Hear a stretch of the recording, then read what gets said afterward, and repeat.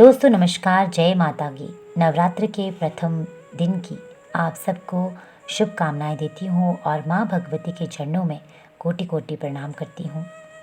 आप सुन रहे हैं दुर्गा सप्तशती का प्रथम अध्याय और प्रथम अध्याय में आप सुनेंगे मेधा ऋषि का राजा सुरत और समाधि को भगवती की महिमा बताना और मधु केटव के वध का प्रसंग सुनाना। तो आइए इस अध्याय को विस्तार से सुनते हैं। प्रथम चरित्र के ब्रह्मा ऋषि, महाकाली देवता, गायत्री छंद, नंदा शक्ति, रक्त दंतिका बीज, अग्नि तत्व और ऋग्वेद स्वरूप हैं। श्री महाकाली देवता की प्रसन्नता के लिए प्रथम चरित्र के जप में विनियोग किया जाता है। भगवान विष्णु के सो जाने पर मधु और कैटव को मारने के लिए कमल जन्मा ब्रह्मा जी ने जिनका स्तवन किया था, उन महाकाली देवी का मैं सेवन करता हूँ। वे अपने 10 हाथों में खड्ग, चक्र, गदा, बाण, धनुष, परिघ, शूल, भुशुंडी, मस्तक और शंख धारण करती हैं। उनके 3 नेत्र हैं। वे समस्त अंगों में दिव्य आभूषणों से विभूषित हैं। उनके शरीर की कांति नीलमणि के समान है तथा वे 10 मुख और 10 पैरों से युक्त हैं। मार्कंडेय जी बोले, सूर्य के पुत्र सावर्णी जो 8वें मनु कहे जाते हैं, उनकी उत्पत्ति की कथा विस्तार पूर्वक कहता हूँ, सुनो। सूर्य कुमार महाभाग सावर्णी भगवती महामाया के अनुग्रह से जिस प्रकार मनवंतर के स्वामी हुए, वही प्रसंग सुनाता हूँ। पूर्व काल की बात है। सारोशिच मनवंतर में सूरत नाम के एक राजा थे जो चैत्रवंश में उत्पन्न हुए थे। उनका समस्त भूमंडल पर अधिकार था। वे प्रजा का अपनी ओर पुत्रों की भांति धर्म पूर्वक पालन करते थे। तो भी उस समय कोला विध्वंसी नाम के क्षत्रिय उनके शत्रु हो गए। राजा सूरत की दंड नीति बड़ी प्रबल थी। उनका शत्रुओं के साथ संग्राम हुआ। यद्यपि कोला विध्वंसी संख्या में बहुत कम थे, तो भी राजा सूरत युद्ध में उनसे परास्त हो गए। तब वे युद्ध भूमि से अपने नगर को लौट आए और केवल अपने देश के राजा होकर रहने लगे। समूची पृथ्वी से अब उनका अधिकार जाता रहा, किंतु वहां भी उन प्रबल शत्रुओं ने उस समय महाभाग राजा सूरत पर आक्रमण कर दिया। राजा का बल क्षीण हो चला था, इसलिए उनके दुष्ट, बलवान एवं दुरात्मा मंत्रियों ने वहां उनकी राजधानी में भी राजकीय सेना और खजाने को हथिया लिया। सूरत का प्रभुत्व नष्ट हो चुका था, इसलिए वे शिकार खेलने के बहाने घोड़े पर सवार हो वहां से अकेले ही एक घने जंगल में चले गए। वहां उन्होंने विप्र पर मेधा मुनि का आश्रम देखा।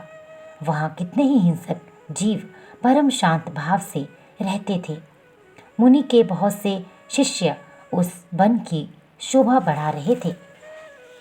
वहां जाने पर मुनि ने उनका सत्कार किया और वे उन मुनिश्रेष्ठ के आश्रम पर इधर उधर विचरते हुए कुछ काल तक रहे। फिर ममता से आकृष्ट चित्त होकर वहां इस प्रकार चिंता करने लगे, पूर्व काल में मेरे पूर्वजों ने जिसका पालन किया था, वही नगर आज मुझसे रहित है। पता नहीं मेरे दुराचारी भृत्यगण उसकी धर्मपूर्वक रक्षा करते हैं या नहीं। जो सदा मद की वर्षा करने वाला और शूरवीर था, वह मेरा प्रधान हाथी आप शत्रुओं के अधीन होकर न जाने किन भोगों को भुगता होगा। जो लोग मेरी कृपा, धन और भोजन पाने से सदा मेरे पीछे पीछे चलते थे, वे निश्चय ही अब दूसरे राजाओं का अनुसरण करते रहेंगे। उन अपव्ययी लोगों के द्वारा सदा खर्च होते रहने के कारण अत्यंत कष्ट से जमा किया हुआ मेरा वह खजाना खाली हो जाएगा। ये तथा और भी कई बातें राजा सूरत निरंतर सोचते रहते थे। एक दिन उन्होंने वहाँ विप्रवर मेधा के आश्रम के निकट एक वैश्य को देखा और उससे पूछा, भाई तुम कौन हो? यहाँ तुम्हारे आने का क्या कारण है? तुम क्यों शोकग्रस्त और अनमने से दिखाई देते हो? राजा सूरत का ये प्रेम पूर्वक कहा हुआ वचन सुनकर वैश्य ने विनीत भाव से उन्हें प्रणाम करके कहा। वैश्य बोला, राजन, मैं धनियों के कुल में उत्पन्न एक वैश्य हूँ। मेरा नाम समाधि है। मेरे दुष्ट स्त्री पुत्रों ने धन के लोभ से मुझे घर से बाहर निकाल दिया है। मैं इस समय धन, स्त्री और पुत्रों से वंचित हूँ। मेरे विश्वसनीय बंधुओं ने भी मेरा ही धन लेकर मुझे दूर कर दिया है, इसलिए दुखी होकर मैं वन में चला आया हूँ। यहाँ रहकर मैं इस बात को नहीं जानता कि मेरे पुत्रों की स्त्री की और स्वजनों की कुशल है या नहीं। इस समय घर में वे कुशल से रहते हैं अथवा उन्हें कोई कष्ट है। वो मेरे पुत्र कैसे हैं? क्या वे सदाचारी हैं अथवा दुराचारी हो गए हैं? राजा ने पूछा। जिन लोभी स्त्री पुत्र आदि ने धन के कारण तुम्हें घर से निकाल दिया, उनके प्रति तुम्हारे चित्त में इतना स्नेह का बंधन क्यों है? वैश्य बोला, आप मेरे विषय में जैसी बात कहते हैं वह सब ठीक है, किंतु क्या करूं, मेरा मन निष्ठुरता नहीं धारण करता। जिन्होंने धन के लोभ में पड़कर पिता के प्रति स्नेह, पति के प्रति प्रेम तथा आत्मीय जन के प्रति अनुराग को तिलांजलि दे दी, मुझे घर से निकाल दिया है, उन्हीं के प्रति मेरे हृदय में इतना स्नेह है। महामते, गुणहीन बंधुओं के प्रति जो मेरा चित्त इस प्रकार प्रेममग्न हो रहा है, ये क्या है? इस बात को मैं जानकर भी नहीं जान पाता। उनके लिए मैं लंबी सांसें ले रहा हूँ और मेरा हृदय अत्यंत दुखित हो रहा है। उन लोगों में प्रेम का सर्वथा अभाव है, तो भी उनके प्रति जो मेरा मन निष्ठुर नहीं हो रहा, इसके लिए मैं क्या करूं? मार्कंडेय जी कहते हैं, ब्राह्मण तदनंतर राजाओं में श्रेष्ठ सुरत और वे समाधि नामक वैश्य दोनों साथ साथ मेधा मुनि की सेवा में उपस्थित हुए और उनके साथ यथा योग्य न्यायानुकूल विनयपूर्ण बर्ताव करने बैठे। तत्पश्चात वैश्य और राजा ने कुछ वार्तालाप आरंभ किया। राजा ने कहा, भगवान, मैं आपसे कुछ पूछना चाहता हूँ, उसे बताइए। मेरा चित्त अपने अधीन न होने के कारण वह बात मेरे मन को बहुत दुखी देती है। जो राज्य मेरे हाथ से चला गया, उसमें और उसके संपूर्ण अंगों में मेरी ममता बनी हुई है। मुनि श्रेष्ठ, ये जानते हुए भी कि वह अब मेरा नहीं है, अज्ञानी की भांति मुझे उसके लिए दुख होता है। ये क्या है? इधर ये वैश्य भी घर से अपमानित होकर आया है। इसके पुत्र, स्त्री और भृत्यों ने इसे छोड़ दिया है। स्वजनों ने भी इसका परित्याग कर दिया है, तो भी ये उनके प्रति अत्यंत हार्दिक स्नेह रखता है। इस प्रकार ये तथा मैं दोनों ही बहुत दुखी हैं। जिनमें प्रत्यक्ष दोष देखा गया है, उस विषय के लिए भी हमारे मन में ममता जनित आकर्षण पैदा हो रहा है। महाभाग, हम दोनों समझदार हैं, तो भी हम में जो मोह पैदा हुआ है वह क्या है? विवेक शून्य पुरुष की भांति मुझ में और इसमें भी एक मूर्ता प्रत्यक्ष दिखती है। ऋषि बोले, महाभाग, विषय मार्ग का ज्ञान सब जीवों को है। इसी प्रकार विषय भी सबके लिए अलग अलग है। कुछ प्राणी दिन में नहीं दिखते और दूसरे रात में ही नहीं देखते, तथा कुछ जीव ऐसे हैं जो दिन और रात्रि में भी बराबर ही देखते हैं। ये ठीक है कि मनुष्य समझदार होते हैं, किंतु केवल वे ही नहीं, ऐसे नहीं होते। पशु, पक्षी और मृग आदि सभी प्राणी समझदार होते हैं। मनुष्य की समझ भी वैसी ही होती है जैसी उन मृग और पक्षियों की होती है, तथा जैसी मनुष्य की होती है वैसे ही उन मृग, पक्षी आदि की होती है, तथा अन्य बातें भी प्रायः दोनों में ही समान है। समझ होने पर भी इन पक्षियों को तो देखो, ये स्वयं भूख से पीड़ित होते हुए भी मोहवश बच्चों की चोंच में कितने चाव से अन्न के दाने डाल रहे हैं। नरश्रेष्ठ, क्या तुम नहीं देखते कि ये मनुष्य समझदार होते हुए भी लोभवश अपने किए हुए उपकार का बदला पाने के लिए पुत्रों की अभिलाषा करते हैं? यद्यपि उन सब में समझ की कमी नहीं है, तथापि वे संसार की स्थिति बनाए रखने वाली भगवती महामाया के प्रभाव द्वारा ममतामय भंवर से युक्त मोह के गहरे गर्त में गिराए गए हैं। इसलिए इसमें आश्चर्य नहीं करना चाहिए। जगदीश्वर भगवान विष्णु की योग निद्रा रूपा जो भगवती महामाया है, उन्हीं से ये जगत मोहित हो रहा है। वे भगवती महामाया देवी ज्ञानियों के भी चित्त को बलपूर्वक खींचकर मोह में डाल देती है। वे ही इस संपूर्ण चराचर जगत की सृष्टि है, तथा वे ही प्रसन्न होने पर मनुष्यों की मुक्ति के लिए वरदान देती है।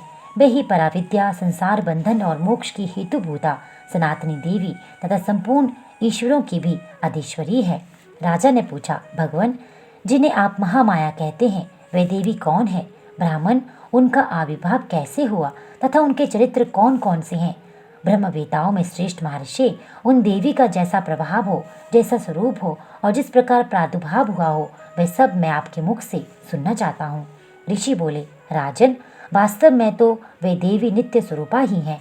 संपूर्ण जगत उन्हीं का रूप है तथा उन्होंने समस्त विश्व को व्याप्त कर रखा है, तथापि उनका प्राकट्य अनेक प्रकार से होता है। वे मुझसे सुनो, यद्यपि वे नित्य और अजन्मा है, तथापि जब देवताओं का कार्य सिद्ध करने के लिए प्रकट होती है, उस समय लोक में उत्पन्न हुई कहलाती है। कल्प के अंत में जब संपूर्ण जगत एकावर्ण में निमग्न होकर रह जाएगा। सबके प्रभु भगवान विष्णु शेषनाग की शैया बिछाकर योग निद्रा का आश्रय ले सो रहे थे। उस समय उनके कानों के मैल से दो भयंकर असुर उत्पन्न हुए, जो मधु और कैटव के नाम से विख्यात थे। वे दोनों ब्रह्मा जी का वध करने को तैयार हो गए। भगवान विष्णु की नाभि कमल में विराजमान प्रजापति ब्रह्मा जी ने जब उन दोनों के भयानक असुरों को अपने पास आया और भगवान को सोया हुआ देखा, तब एकाग्रचित होकर उन्होंने भगवान विष्णु को जगाने के लिए उनके नेत्रों में निवास करने वाली योग निद्रा का स्तवन आरंभ किया, जो इस विश्व की अधीश्वरी, जगत को धारण करने वाली, संसार का पालन और संहार करने वाली तथा तेज स्वरूप भगवान विष्णु की अनुपम शक्ति है। उन्हीं भगवती निद्रा देवी की भगवान ब्रह्मा स्तुति करने लगे। ब्रह्मा जी ने कहा, देवी, तुम ही स्वाहा, तुम ही स्वधा और तुम ही वशटकार हो। स्वर भी तुम्हारे ही स्वरूप है। तुम ही जीवनदायिनी सुधा हो। नित्य अक्षर प्रणव में अकार, उकार, मकार इन तीन मात्राओं के नित्य अक्षर प्रणव में अकार, उकार, मकार इन तीन मात्राओं के रूप में तुम ही स्थित हो तथा इन तीन मात्राओं के अतिरिक्त जो बिंदु रूपा नित्य अर्ध मात्रा है, जिसका विशेष रूप से उच्चारण नहीं किया जा सकता, वह भी तुम ही हो। देवी, तुम ही संध्या, सावित्री तथा परम जननी हो। देवी, तुम ही इस विश्व ब्रह्मांड को धारण करती हो। तुमसे ही इस जगत की सृष्टि होती है, तुम ही से इसका पालन होता है और सदा तुम ही कल्प के अंत में सबको अपना ग्रास बना लेती हो। जगन्मयी देवी, इस जगत की उत्पत्ति के समय तुम सृष्टि रूपा हो, पालन काल में स्थिति रूपा हो तथा कल्पांत के समय संहार रूप धारण करने वाली हो। तुम ही महाविद्या, महामाया, महामेधा, महास्मृति, महामोह रूपा, महादेवी, महासुरी हो। तुम ही तीनों गुणों को उत्पन्न करने वाली सबकी प्रकृति हो। भयंकर काल रात्रि, महारात्रि और मोहरात्रि भी तुम ही हो। तुम ही श्री, तुम ही ईश्वरी, तुम ही ह्रीम और तुम ही बोध स्वरूपा बुद्धि हो। लज्जा, पुष्टि, तुष्टि, शांति और क्षमा भी तुम ही हो। तुम खड़ग धारणी, शूल धारणी, घोर रूपा तथा गदा, चक्र, शंख और धनुष धारण करने वाली हो। बाण, भुषुंडी और पारिग ये भी तुम्हारे अस्त्र हैं। तुम सौम्य और सौम्यतर हो। इतना ही नहीं, जितने भी सौम्य एवं सुंदर पदार्थ हैं, उन सब की अपेक्षा तुम अत्यधिक सुंदरी हो। पर और अपर सबसे परे रहने वाली परमेश्वरी तुम ही हो। सर्वस्वरूपिणी देवी, कहीं भी सत असत रूप जो कुछ वस्तुएं हैं, उन सब की जो शक्ति है वह तुम ही हो। ऐसी अवस्था में तुम्हारी स्तुति क्या हो सकती है? जो इस जगत की सृष्टि, पालन और संहार करते हैं, उन भगवान को भी जब तुमने निद्रा के अधीन कर दिया है, तब तुम्हारी स्तुति करने में यहाँ कौन समर्थ हो सकता है? मुझको, भगवान शंकर को तथा भगवान विष्णु को भी तुमने ही धारण किया कराया है। अब तुम्हारी स्तुति करने की शक्ति किसमें है? देवी, तुम तो अपने इन उदार प्रभावों से ही प्रशंसित हो। ये जो दोनों दुर्गर्ष असुर मधु और कैटव हैं, इनको मोह में डाल दो और जगदीश्वर भगवान विष्णु को शीघ्र ही जगा दो। साथ ही इनके भीतर इन दोनों महान असुरों को मार डालने की बुद्धि उत्पन्न कर दो। ऋषि कहते हैं, राजन, जब ब्रह्मा जी ने वहां मधु और कैटव को मारने के उद्देश्य से भगवान विष्णु को जगाने के लिए तमोगुण की अधिष्ठात्री देवी योग निद्रा की इस प्रकार स्तुति की, तब वे भगवान के नेत्र, मुख, नासिका, बाहु, हृदय और वक्ष स्थल से निकलकर अव्यक्त जन्मा ब्रह्मा जी की दृष्टि के समक्ष खड़ी हो गई। योग निद्रा से मुक्त होने पर जगत के स्वामी भगवान जनार्दन उस एकार्ण के जल में शेषनाग की शैया से जाग उठे। फिर उन्होंने उन दोनों असुरों को देखा। वे दुरात्मा मधु और कैटव अत्यंत बलवान तथा पराक्रमी थे और क्रोध से लाल आंखें किए ब्रह्मा जी को खा जाने के लिए उद्योग कर रहे थे। तब भगवान श्री हरि ने उठकर उन दोनों के साथ 5000 वर्षों तक केवल बाहु युद्ध किया। वे दोनों भी अत्यंत बल के कारण उन्मत्त हो रहे थे।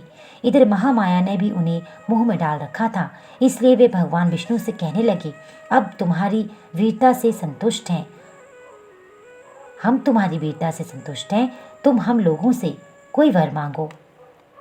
श्री भगवान बोले, यदि तुम दोनों मुझ पर प्रसन्न हो तो अब मेरे हाथ से मारे जाओ। बस इतना सा ही मैंने वर मांगा है, यहाँ दूसरे किसी से वर से क्या लेना। ऋषि कहते हैं, इस प्रकार धोखे में आ जाने पर जब उन्होंने संपूर्ण जगत में जल ही जल देखा, तब कमल नयन भगवान ने कहा, जहाँ पृथ्वी जल में डूबी हुई ना हो, जहाँ सूखा स्थान हो वही हमारा वध करो। ऋषि कहते हैं, तब तथास्तु कहकर शंख चक्र और गदा धारण करने वाली भगवान ने उन दोनों के मस्तक अपनी जांघ पर रखकर चक्र से काट डाले। इस प्रकार ये देवी महामाया ब्रह्मा जी की स्तुति करने पर स्वयं प्रकट हुई थी। अब पुनः तुमसे उनके प्रभाव का वर्णन करता हूँ, सुनो। इस प्रकार श्री मार्कंडेय पुराण में सर्वाणिक मनवंतर की कथा के अंतर्गत देवी महात्म्य में मधुकैटभ वध नामक पहला अध्याय पूरा हुआ।